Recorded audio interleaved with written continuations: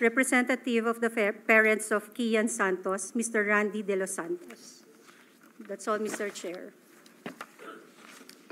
Can we proceed with the administration of the oath? Mr. To Chair, all our, Wait a minute, please. before we administer the oath, may we know if Kerwin Espinosa was invited?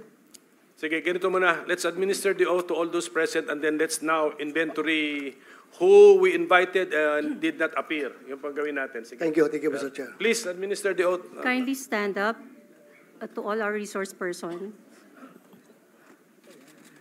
Kindly raise your right hand.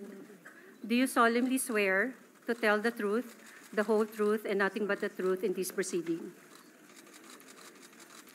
For the record, Mr. Chair, everyone answered in affirmative. Thank you. Maraming salamat po sa inyo lahat. Okay, Committee Secretary, may mga tanong din kami. Sino ang ating inimbitahan na hindi naman pumunta ngayong umaga? We invited retired Colonel Royina Garma. She sent a request to allow her to avail of the granted medical leave furlough approved by the Honorable Quad Committee. Okay, next, sino pa? Yes, we also invited Edilberto Leonardo, but currently he is infected with COVID-19. We also invited Gerardo Padilla, but we did not get any reply. Padilla, sir, former director of the Directorate for Reformation. But he got our invitation. Is that confirmed? Your Honor, there's no acknowledgement, but we sent our invitation. Sige, so meron pa ba? Sino pa? We also invited General Oscar Albayalde, former PNP Chief Guillermo Eleazar, and also General Leonardo Carlos. Kerwin Espinosa, sorry, Your Honor, we sent our letter, but no reply. So with that, Mr. Chair, may I put on record that next hearing, these people should be required to attend? Yes. Hindi pa yata tapos. Go ahead. Sino We pa? also invited retired General La Peña and retired General Wilkins Villanueva. They promised to attend the next hearing, sir. Are you sure you're comprehensive in your list? Yes, sir. Sino pa? Yan na? Not yet, sir. Ayan, not We yet. also Okay, go ahead. invited Mr. Guban. However, he just received the letter today, and he is under the custody of House of Representatives. And then we also invited Mr. Kerwin Espinosa. Yes, but we cannot locate his address yet, so we will seek the help of PNP also. And that's it, sir. Are you sure that's it? Sir, we also invited Ermina Espino, but we cannot locate her address. Mr. Chair, may I know Yes. the reason why Mr. Guban is not around? He just received the letter today. He just received the letter today. Yes, Your Honor. We sent the letter to Quadcom of House of Representatives. Mr. Chair, may I ask the COMSEC, how can you not locate Espinosa when he attended the hearing in the Quad Commission, Quad Committee? Your Honor, we asked the Quadcom Committee Secretary for his address, but he did not reply. Who did not reply?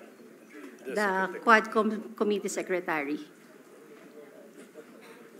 Mr. Chair, Yes, Senator Bato, yes. Yeah, I would rather that next hearing we have to require their presence, Mr. Chair, because I can only surmise with their absence that they don't want their statements that they have given before the House of Representatives to be debunked before this body, Mr. Chair. Ayaw nilang lumabas ang katotohanan kapag ayaw nilang pumunta dito. So that's it. That's my only observation, Mr. Chair. Mr. Chair, Yes, I Senator just would like Estrada. to amend the motion of Senator Bato that we issue a subpoena duces tecum against all those who were invited but did not attend in today's hearing. A correction daw, Ma'am Espino is here? Yes, sir. Emina, so okay. So, I'm sorry. Subpoena ad Basta- testificandum. Yes, okay, ganito. I'm sorry. Okay, ganito gawin natin, okay? It has been manifested that Mr. Guban is under the custody of the House. Yes, Your Honor. Oh, they should have allowed him to attend.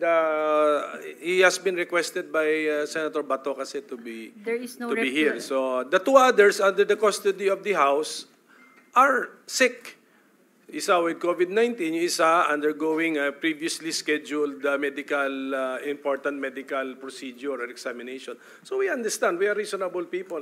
Doon lang ako nagtaka kay Mr. Jerry Guban, bakit hindi siya pwede if he's under the custody of the House. How come the House did not allow us to have him here before us, my colleagues? So anyway, at any rate, the remedy of this committee, as suggested by my colleagues, is the issuance of a subpoena to all Subpoena ad Yes, testificandum. I stand corrected, Mr. Chair. yes.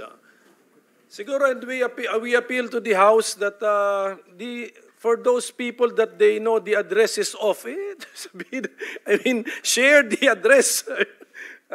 Share the address of these people.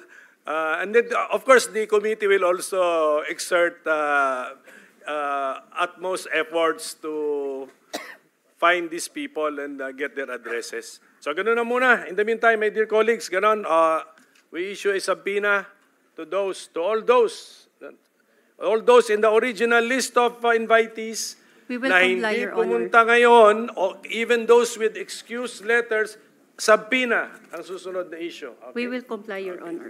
Mr.